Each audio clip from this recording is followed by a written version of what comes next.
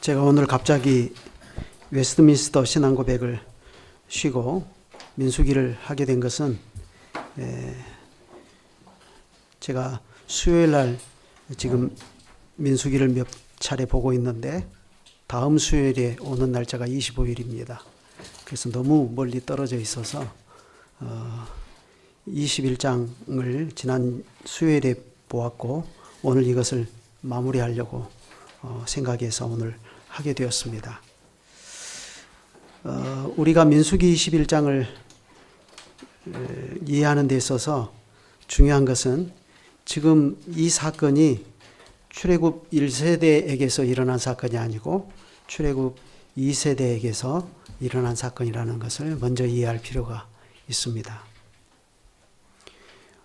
이스라엘 백성 출애굽 1세대가 가나안 땅에 들어가기를 믿음이 없어서 포기함으로 하나님께서 그들을 다시 광야로 내돌리셔서 40년 동안 그들이 다 광야에서 죽게 하시고 2세대를 일으키셨습니다.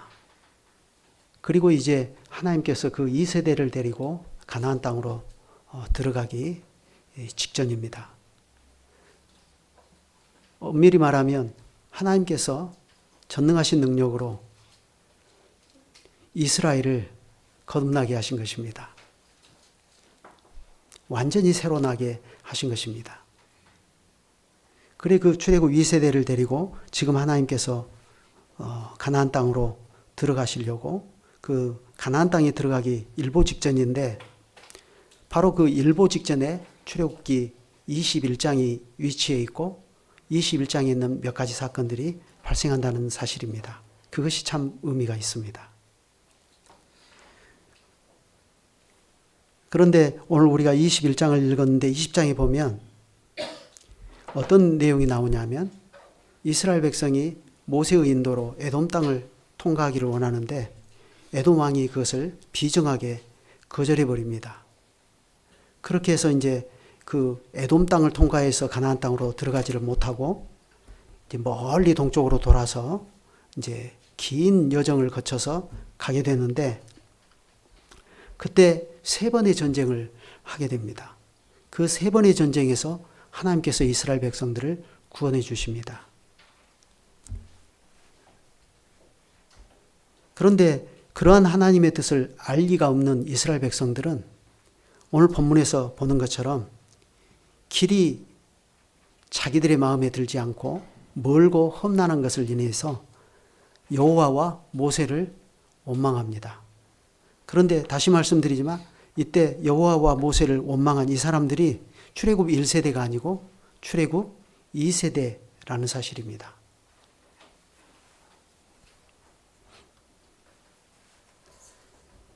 그들은 인내의 한계를 곧바로 드러냈습니다. 그들은 길로 인하여 마음이 상했습니다. 여기에 마음이 상했다 하는 이 말은 더 이상 참지를 못하고 마음이 조급했다 하는 뜻입니다. 에돔을 통과해서 갔다면 이 고생 안 하고 편하게 가나안 땅을 향해 들어갈 수 있었는데 그들은 그렇지 못한 것에 대해서 불평하고 심령이 상했습니다. 지난 수요일에 말씀드린 것처럼 모세는 이 일을 얼마나 힘을 써서 준비하고 그렇게 꼭 되기를 바랬습니까?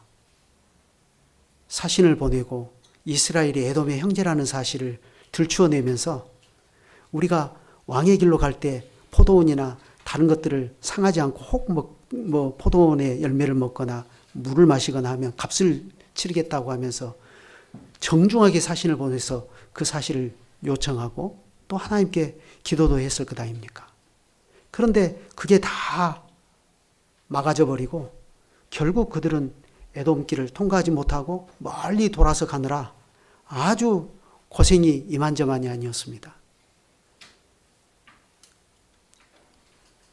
그 고생길이 조금 멀고 힘들지라도 이 사람들이 믿음이 있고 하나님께서 하실 일에 대한 기대감이 있다면 좀 넉넉한 마음으로 이 어려움도 좀 견디고 충분히 인내하면서 갈 수 있었는데 그들은 그렇게 하지 않고 조급한 마음으로 원망할 뿐만 아니라 하나님을 원망하면서 하나님의 구원에 대해서, 하나님이 그들에게 지금 현재 주신 이 은혜에 대해서 완전히 다 부정해버리는 그런 일들을 하게 되는 거예요. 그래서 그들이 어떻게 원망했는가 하는 것을 보면, 어찌하여 우리를 애굽에서 인도하여 내어 이 광야에서 죽게 하는가. 이곳에는 먹을 것도 없고 물도 없도다. 우리 마음이 이 하찮은 음식을 싫어하노라. 여러분, 부모가 예를 써서 자녀들을 먹이고 입히고 했어요. 그런데 그 부모가 나중에 조금 자라더니, 그 자식이 조금 자라더니 부모를 향해서 왜 나를 이렇게 밖에 나에게 못 해줄 거면 왜 나를 낳았느냐고. 예? 나를 이 세상에 태어나게 해가지고 왜 이 고생을 하게 하느냐고. 그런 소리를 한다면 부모의 심정이 어떻겠어요? 근데 그것과 똑같은 거거든요. 보세요. 어찌하여 우리를 애굽에서 인도하여 내어 이 광야에서 죽게 하는가? 이건 하나님께서 선한 뜻을 가지고 선악과의 열매를 먹지 말라. 이것을 먹는 날에 이것을 먹으면 정령 죽는다 하고 말씀하신 그 선이, 그 본의를 마귀가 왜곡해 가지고 이것 먹으면 너희 눈이 밝아져서 하나님처럼 된다. 이렇게 왜곡한 것하고 똑같은 거예요. 하나님의 구원을 왜곡해 버리잖아요. 그러니까 하나님을 원망하는 것도 정도가 있는 것입니다. 그러니까 이건 도를 지난 거예요.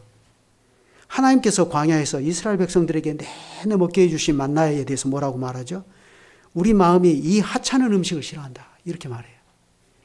하나님께서 그들을 살리려고 주신 음식을 하찮은 음식이라 이렇게 말해버립니다. 그래, 그 원망이 도를 지나쳐서 하나님께서는 불뱀을 백성 중에 보내어서 많은 사람들을 물게 하셨습니다. 그래서 이스라엘 백성 중에 죽은 자가 심히 많았다 그랬습니다. 근데 사실 여기서 불뱀이 나타나서 사람들을 많이 물어 가지고 사람이 죽게 된 것은 이 갑작스러운 일이 아닙니다. 본래 불뱀은 광야에서 지속적으로 이스라엘 백성의 생존에 위협이 되었던 짐승입니다. 신명기 8장에 보면 그걸 잘 알 수 있지 않습니까? 모세는 이스라엘 백성이 지나온 그 광야 환경에 대해서 언급하기를 이렇게 말하죠. 그 광대하고 위험한 광야. 왜 위험하냐? 곧 불뱀과 전갈이 있고 물이 없는 간주한 땅이라. 이렇게 말하지 않습니까? 광야는 본래 이렇게 불뱀과 전갈들이 득실거리는 곳이에요. 그런 곳에서 이스라엘 백성이 40년을 생존해 나왔습니다. 그것은 무엇을 말하죠? 하나님께서 이 불뱀과 득실거리는 전갈들의 공격으로부터 이스라엘 백성을 보호해 주신 것입니다. 그들을 살려주신 거예요. 그런데 지금은 상황이 어떻게 됐습니까? 상황이 완전히 돌변했습니다. 여호와께서 불뱀을 백성 가운데 보내셔서 백성들을 많이 물게 하심으로 이스라엘 백성 중에 불뱀에 물려서 죽어나가는 사람들이 막 속출하는 것입니다. 그러므로 이것은 무엇을 의미하는 것입니까? 지금까지 쭉 계속되어 온 이스라엘 백성에 대한 하나님의 보호가 잠시 철회되어 버린 것을 의미합니다. 여호와께서는 주님의 약속을 많은 인내로서 믿지 못하고 도리어 도를 넘는 원망으로 불평하는 이 백성들에 대한 보호를 일시적으로 철회시켜 버려요. 그러자 그때에야 백성들이 비로소 반성하고 회개하기를 시작합니다. 그들은 모세에게 와서 간청합니다. 우리가 여호와와 당신을 향하여 원망함으로 범죄하였습니다. 죄를 인정해요. 그러니 여호와께 기도하여 이 뱀들을 우리에게서 떠나게 하소서. 이에 모세가 백성을 위해 기도하며 여호와께서는 불뱀에 물려 죽어가는 사람들이 살 길을 가르쳐 주셨습니다. 불뱀을 만들어 장대 위에 매달아라. 노뱀을 만들어서 노수로 불뱀을 만들어서 장대 위에 매달아라. 물린 자마다 그것을 보면 살리라 하신 것입니다. 그러자 즉각 모세는 노수로 불뱀을 만들어 장대 위에 달았습니다. 그러자 과연 하나님의 말씀대로 그것을 쳐다보는 사람마다 다 살아났습니다. 하나님 말씀대로 되었습니다. 그러니까 이 노뱀 사건은 이야기는 그 자체로 단순하고 간단합니다. 그런데 왜 이 사건이 출애굽 2세대가 가나안 땅에 들어가기 직전에 이 사건이 나오느냐 이거예요. 이런 사건은 옛날에도 있었을 수 있잖아요. 1세대 때 있을 수도 있잖아요. 그런데 2세대가 가나안 땅에 들어가기 직전에 이 사건이 있습니다. 그러면 여기에는 노뱀 사건의 교훈이 있는 것 아니겠습니까? 그래 이 노뱀 사건의 교훈이 무엇이냐를 이해하기 위해서 우리는 출애굽 1세대와 출애굽 2세대의 죄가 똑같다는 것부터 이해할 필요가 있습니다. 출애굽 1세대가 하나님을 원망한 것이나 40년이 지나서 출애굽 2세대가 광야에서 하나님을 원망한 것이 똑같아요. 수요일날 말씀드린 것처럼 마치 녹음기를 틀어놓은 것 같아요. 그들은 길의 어려움을 인하여 또다시 마음이 상했고 모세를 원망했습니다.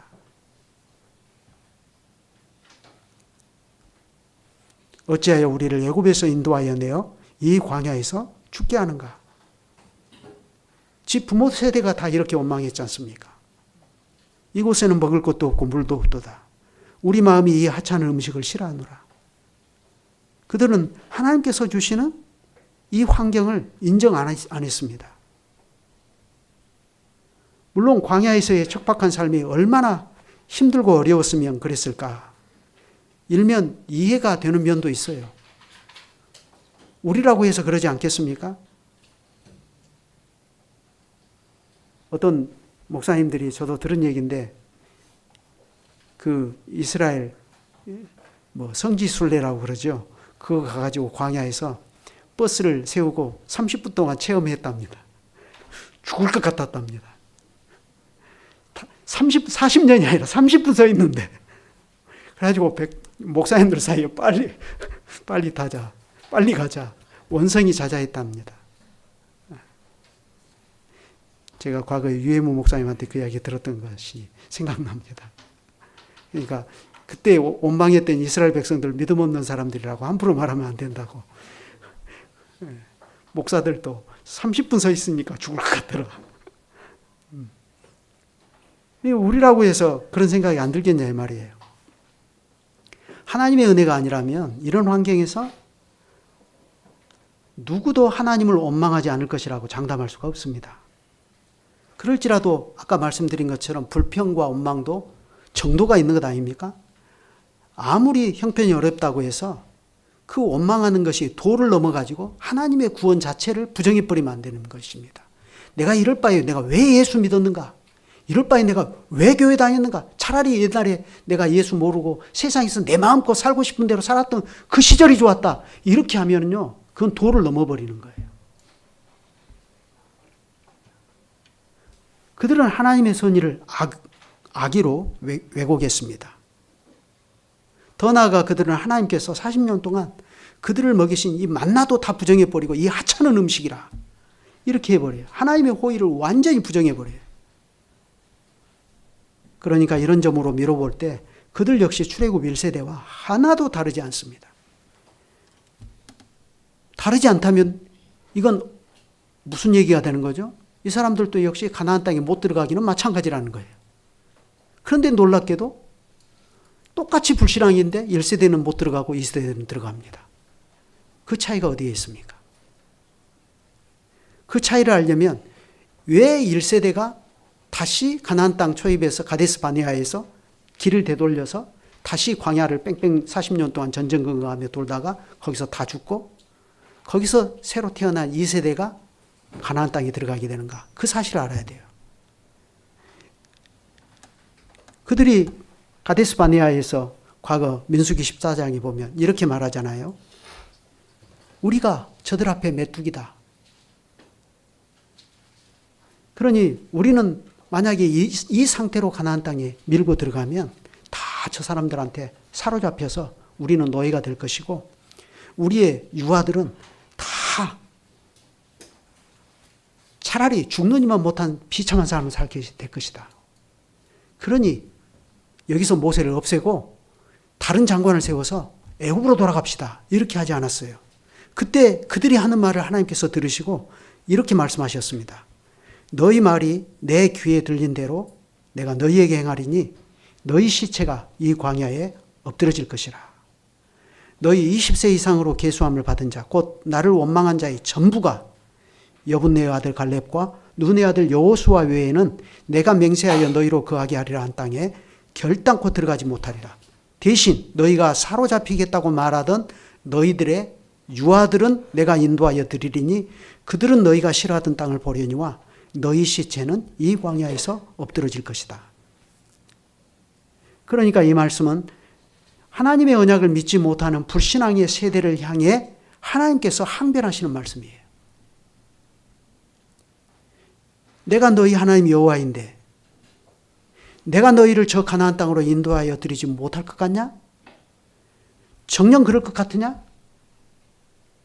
좋다. 그렇다면 이제부터 내가 너희 말대로 할 것이다. 나를 믿지 못하는 너희는 너희들 말대로 너희 시체가 이 광야에서 다 엎드러질 것이고 전쟁에서 사로잡힐 것이라고 말한 너희 유아들은 내가 기필코 데리고 들어갈 것이다. 그들은 너희가 그렇게도 보기 싫어하는 그 땅을 보게 될 것이다. 하나님께서 항변하셨어요. 그래서 하나님께서는 하나님의 능력과 그 성실하심으로 출애굽 2세대를 데리고 가나안 땅으로 들어가려고 하시는 것입니다. 그런데 여기에 문제가 있습니다. 그러면 출애굽 2세대라고 해서 그냥 자동적으로 하나님이 데리고 들어가시는가? 그것이 아니라는 사실을 이 사건이 이야기하고 있습니다. 그럼 어떻게 21장 사건이 그러면 어떤 사람들을 어떻게 해서 데리고 들어가시는가? 이거예요. 그래서 지난번에 먼저 보았죠. 이게 전쟁의 방식입니다. 하나님께서는 이스라엘 자손을 전쟁으로 인도하셔요. 근데 이제 순서가 좀 뒤집히기는 했지만 불뱀 사건을 통해서 필요한 조건을 만드셔요. 그리고 전쟁으로 인도하십니다. 그래 이 모든 전쟁에서 이스라엘 백성으로 하여금 승리케 하셔요. 하나님께서 그들에게 승리를 주신 것이죠. 그런 방식으로 하나님께서는 그들을 가나안 땅으로 데리고 들어가십니다. 그리고 실제로 또 보면 가나안 땅에 들어가서도 그 땅을 약속대로 이스라엘 12지파에게 레위 지파는 빼고 나머지 지파에게 이렇게 나누어 주시는 그 과정도 정복 전쟁을 통해서 그 일을 하잖아요. 그래서 여호수아서는 곧바로 계속되는 전쟁이잖아요. 미리 연습시키는 거예요. 그래서 그걸 미리 연습시키고 철저하게 훈련시키는 게 뭐냐? 아모리 왕 시온과 바산왕 옥을 죽이시고 그들의 영토를 빼앗아서 그들의 땅을 이스라엘 자손에게 주시는 겁니다. 그래서 잘 아시는 대로 르우벤 지파, 갓 지파, 므낫세 반 지파가 그들의 영토를 요단강 동쪽에서 하나님께서 취하신 그 영토를 차지하게 되는 겁니다. 그게 하나님의 능력 아닙니까? 그런데요, 아까 말씀드린 것처럼 이 전쟁은 반드시 노뱀 사건을 통해서 준비된 조건이 있어야만 이 전쟁에 나갈 수 있어요. 그리고 그것이 실제로 가나안 땅으로 들어가는 길입니다.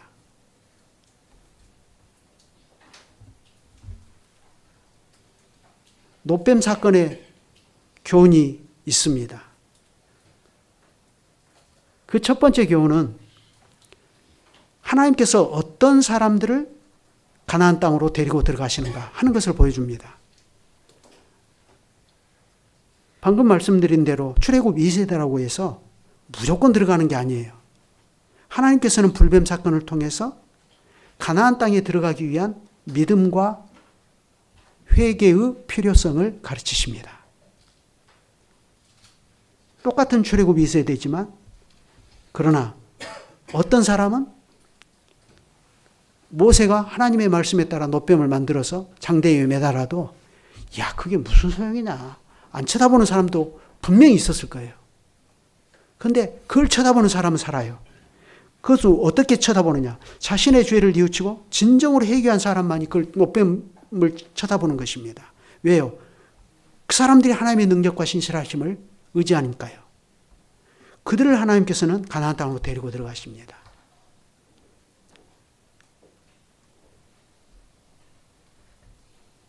그런데 더 구체적으로 그 방식을 보면 그것은 모세가 놋뱀을 높이 든 방식이에요. 모세가 하나님 말씀대로 놋뱀을 만들어서 장대 위에 달았을 때 뱀에 물린 자마다 그것을 쳐다본 즉 살았습니다. 이것은 아주 상징적인 사건이 아닙니까? 죄인들을 가나안 땅으로 이끌어 들이시는 하나님의 은혜의 통로가 무엇인가를 하나님께서는 놋뱀 사건으로 분명하게 말씀하셔요. 모세는 길로 인해서 마음이 상해가지고 여호와를 원망하던 백성들이 하나님께서 보내신 불뱀에 물려 신음하다가 결국 자신의 죄를 깨닫고 회개할 때 여호와의 명령에 따라 놋뱀을 만들고 그것을 장대 위에 높이 달았습니다. 그리고는 물린 자마다 그것을 본즉 살 것이다 하는 약속을 이스라엘 12지파에게 속속들이 전했습니다. 놋뱀을 만들어서 달지만 그걸 보든 안 보든 상관없이 누구나 다 산다는 것이 아니라 물린 자마다 그것을 본즉 살리라 하고 분명히 그 조건을 제시합니다. 그러면 생각해 보십시다. 놋뱀이라고 하는 것 자체에 무슨 죽어가는 사람을 살리는 마술적인 힘이 있다는 것입니까? 물론 그것은 아니죠. 놋뱀은 그냥 구리로 만든 놋뱀일 뿐입니다. 정확히 말하면 이건 구리 덩어리일 뿐이에요. 중요한 것은 하나님께서 놋뱀을 만들어 세우시고 물린 자마다 이것을 보면 살리라 하고 약속하셨다는 사실입니다. 이것은 하나님의 약속입니다. 그러므로 구원에 대한 하나님의 이 약속을 자신을 위한 것으로 믿느냐 하는 것이 중요해요. 하나님의 말씀과 하나님께서 행하신 그 일이 나에게 참되다는 것을 인정하고 받아들이고 그 믿음으로 하나님의 말씀에 순종해서 놋뱀을 쳐다보느냐, 이게 관건인 것입니다. 결과적으로 하나님의 이 약속을 의지하는 사람은 다 구원을 얻었습니다. 뱀에게 물린 자마다 놋뱀을 본즉 살더라 하지 않았습니까? 하나님의 약속은 성취되었습니다. 오늘날로 말하면 무슨 레이저 같은 것이 놋뱀에서 나와가지고 사람들을 불뱀에 물려 죽어가는 사람들을 치료했다는 그런 얘기가 아니죠. 하나님의 입에서 나온 말씀, 그 약속을 믿고 그 약속에 의지하여 놋뱀을 쳐다보니까 하나님의 약속이 실제로 이루어져서 그들이 죽어가던 그들이 살아났다는 것입니다. 그래 결국 하나님께서는 놋뱀 사건을 통해서 믿음의 필요성을 가르치십니다. 그런데 그 믿음을 하나님께서 일으켜 주셔요. 그리고 결국 그렇게 하나님과 하나님의 약속을 전적으로 신뢰하는 그들을 데리고 하나님께서는 가나안 땅으로 들어가십니다. 바로 이것이 하나님께서 출애굽 2세대를 가나안 땅에 데리고 들어가시는 방식입니다. 모세가 광야에서 들었던 놋뱀의 방식입니다. 그렇다면 이게 그 당대의 광야 이스라엘 백성에게만 아니라 오고는 모든 시대 모든 교회를 향해 주시는 교훈이 있죠. 그게 뭘까요? 우리는 예수님께서 놋뱀 사건을 바리새인 니고데모와의 대화에서 사용하신 것을 너무나 잘 알고 있습니다.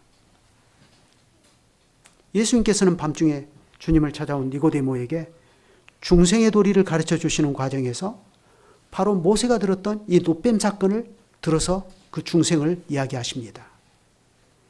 니고데모는 예수님께 말씀드렸죠. 라비여, 우리가 당신은 하나님께로부터 오신 선생인 줄 아나이다. 하나님이 함께 하시지 아니하시면 당신이 행하시는 이 표적을 아무도 할 수 없음이니이다 하고 이렇게 말하지 않았습니까? 그때 예수님께서 뭐라고 하셨어요? 진실로 진실로 내게 이르노니 사람이 거듭나지 아니하면 하나님 나라를 볼 수 없느니라 하셨습니다. 보시는 것처럼 예수님께서는 사람이 거듭나야 하나님 나라를 볼 수 있고 하나님 나라에 들어갈 수 있다 하셨습니다. 예수님께서는 죄인을 거듭나게 하셔서 하나님 나라를 볼 수 있게 하시는 하나님의 은혜를 말씀하신 것입니다. 그것은 죄인을 거듭나게 하셔서 가나안 땅을 볼 수 있게 하고 가나안 땅에 들어가게도 하신 일과 같습니다. 왜냐하면 가나안 땅은 본질적으로 하나님의 거룩한 율법으로 통치되는 하나님 나라를 예표하고 있는 까닭이지 않습니까?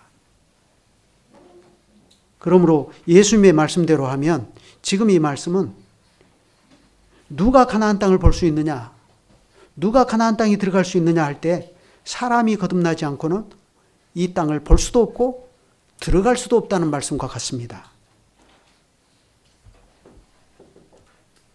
그러나 니고데모가 이 말씀을 이해했습니까?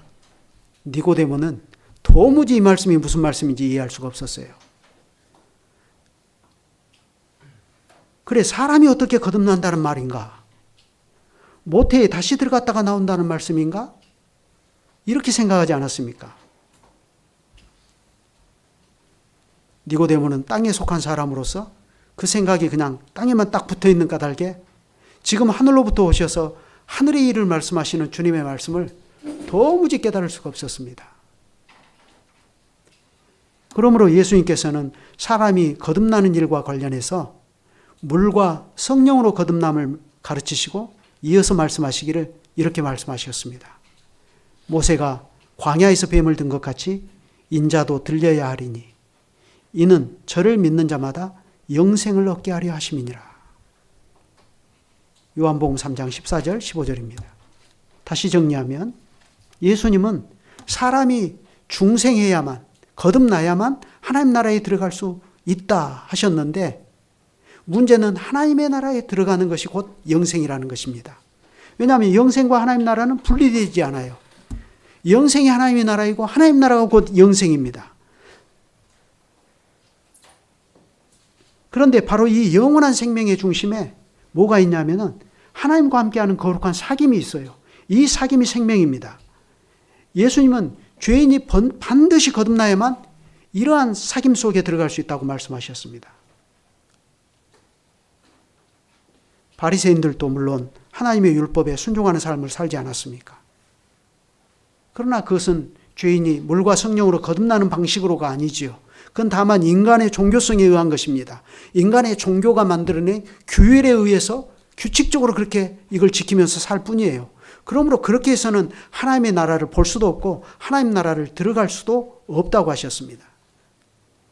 죄인이 하나님께서 다스리시는 생명의 세계에 들어가고자 하면 반드시 거듭나야 한다 하셨습니다.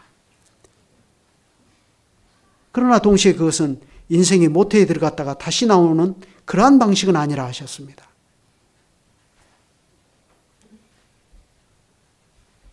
사람이 거듭난다고 하는 것, 곧 중생은 처음부터 인생으로서는 불가능한 일입니다.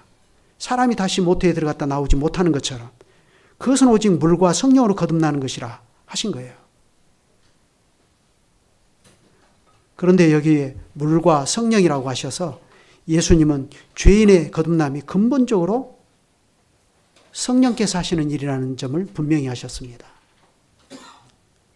물로 우리의 몸에 더러운 것을 씻어내는 것처럼 중생의 씻음과 성령의 새롭게 하시는 권세 있는 사역으로 말미암아 죄인이 거듭나게 될 것이다 하신 것입니다. 그러면서 예수님은 모세가 광야에서 뱀을 든 것 같이 인자도 들려야 하리니 이는 저를 믿는 자마다 영생을 얻게 하려 하심이라 했습니다. 그러므로 죄인을 중생케 하시는 성령의 사역과 모세가 광야에서 뱀을 든 것 같이 예수께서도 들리시는 이 사건은 이 두 개가 서로 깊이 연관되어 있음을 알게 하셨습니다. 사람은 중생이야 영생에 들어갈 수 있는데 이 영생을 우리 믿는 자들에게 주시기 위하여 예수님이 들려야 한다 하는 것입니다. 이것은 예수께서 십자가에 달리시고 죽으시는 것을 의미하지 않습니까?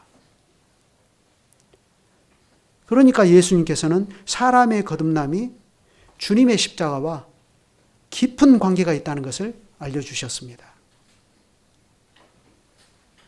중생 없이 하나님 나라를 보거나 그 나라에 들어간다는 것을 생각할 수 없듯이 예수님의 십자가가 없이는 사람이 거듭나는 일을 말하거나 생각할 수도 없다는 것입니다. 십자가 없이 사람의 거듭남이 있을 수 있겠습니까?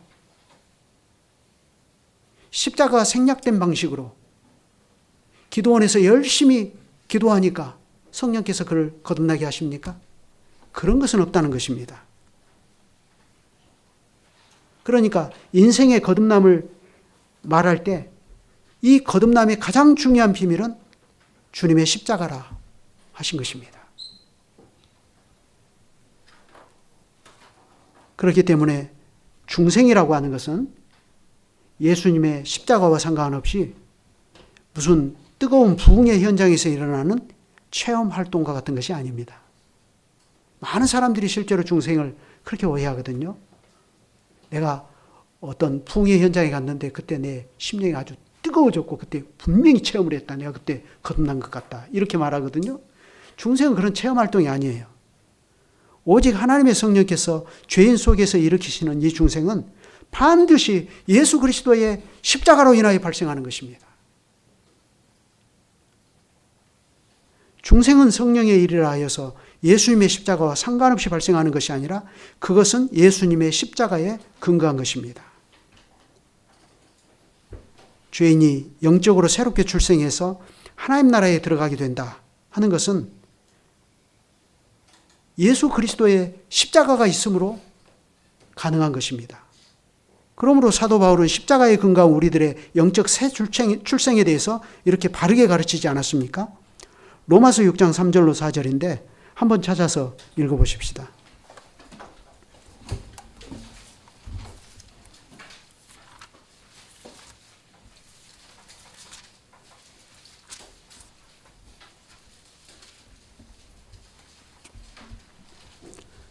(3절) (4절) 로마서 6장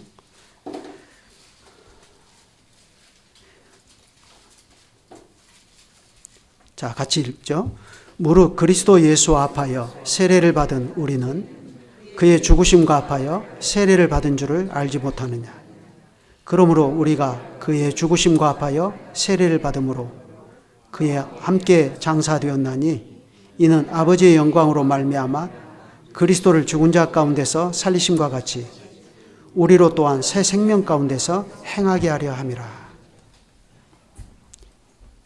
여기 새 생명, 이게 바로 영생입니다. 그러므로 모세가 광야에서 뱀을 든 이 사건은 예수 그리스도의 십자가에서 비로소 그 최종적이고 완전한 교훈에 이릅니다. 출애굽 2세대가 그들의 많은 죄에도 불구하고 하나님의 성소인 가나안 땅에 들어갈 수 있는 것, 그리고 그 땅에 들어가서 하나님의 율법으로 다스림을 받는 왕 같은 제사장 나라를 이루고 하나님께 순종하는 새로운 삶을 살 수 있는 비밀이 바로 여기에 있습니다. 그것은 죄인을 거듭나게 하시되 오직 그리스도의 피와 성령으로 씻어 거듭나게 하시고 그 은혜로 말미암아 영생을 얻게 하시는 하나님의 능력과 하나님의 그 신실하심에 달려있는 것입니다. 그러니 이 사실은 그대로 오늘날 우리들의 일이 됩니다. 우리는 어떻게 해야 새 생명에 들어갈 수 있습니까? 우리가 어떻게 해야 하나님 나라에 들어갈 수 있습니까? 우리는 어떻게 해야 하나님이 내 안에 계시고 내가 하나님 안에 있어서 그와 더불어 교통하는 이 복되고 거룩한 생명을 소유할 수 있습니까? 우리는 어떻게 해야 이 복된 생명을 영원히 누릴 수 있습니까? 놀랍게도 이 모든 문제가 우리 자신에게 달려있지 않습니다. 하나님께서는 이 죄인들에게 주님의 은혜의 약속을 주셨습니다. 놋뱀 그 자체는 우리 눈에 불결한 것입니다. 사실상 이 놋으로 구리로 만든 불뱀이라고 하는 것, 이건 쳐다보면 쳐다볼수록 실소를 금치 못하는 것입니다. 그 모습이 얼마나 우스꽝스럽겠습니까? 마찬가지로 예수님의 십자가가 딱 그렇습니다. 지혜를 구하는 헬라인들에게 십자가는 미련한 것입니다. 율법을 자랑하는 유대인들에게 십자가는 거치는 것이에요. 왜? 하나님께 저주를 받은 자가 나무에 달아 죽임을 당했거든요. 그럴지라도 일찍이 모세가 광야에서 든 노뱀을 쳐다본 즉 살리라 하신 약속이 믿음으로 그것을 바라본 사람들을 부끄럽게 아니한 것과 같이 이제도 하나님께서는 예수 그리스도와 그분의 십자가를 그러한 용도로 사용하십니다. 하나님께서는 그리스도와 그분의 십자가에 두고 맹세하신 구원의 약속을 믿는 자마다 그것을 믿은 즉 구원을 얻게 하시는 용도로 사용하시는 것입니다. 그러므로 우리는 하나님의 이 약속을 신뢰하고 믿어야 됩니다.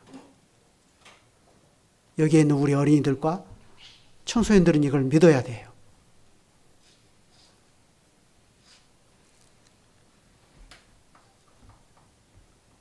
우리는 다 죄인입니다. 우리가 죄인들이라는 사실에 무슨 차별이나 등급이 있을 수 있습니까? 나는 노랑띠 죄인이고 당신은 검정띠 죄인입니다. 이렇게 우리가 말할 수 있습니까? 죄는 다 똑같은 것입니다. 다만 차이가 있다면 같은 죄인이라도 어떤 사람은 하나님의 말씀과 하나님께서 행하신 일 자체를 믿지 않는다는 죄인이고 어떤 사람은 죄인이지만 하나님의 말씀과 하나님께서 행하신 일이 자기 자신을 위한 참된 일이라는 것을 믿고 그 약속을 굳게 신뢰한다는 차이가 있어요.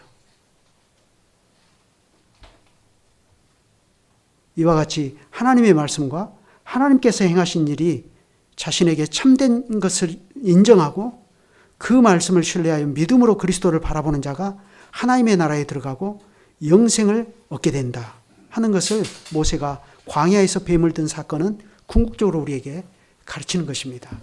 하나님께서는 그들을 데리고 가나안 땅에 들어가셔요. 똑같은 방식으로 하나님께서는 예수 그리스도를 십자가에 높이 달리게 하시고 그걸 믿음으로 바라본 즉 살게 하시는 것입니다. 그래서 이 믿음이 있는 사람들이 그 믿음으로 여호와께서 진두지휘에 나가시는 전쟁에도 참여하는 거예요. 그게 가나안 땅에 들어가서 정복전쟁으로 그대로 나타납니다. 그 믿음으로 그 땅을 정복해서 차지하는 것입니다. 하나님 나라를 차지하게 하는 것이죠. 이것이 노뱀 사건의 교훈입니다. 기도하시죠.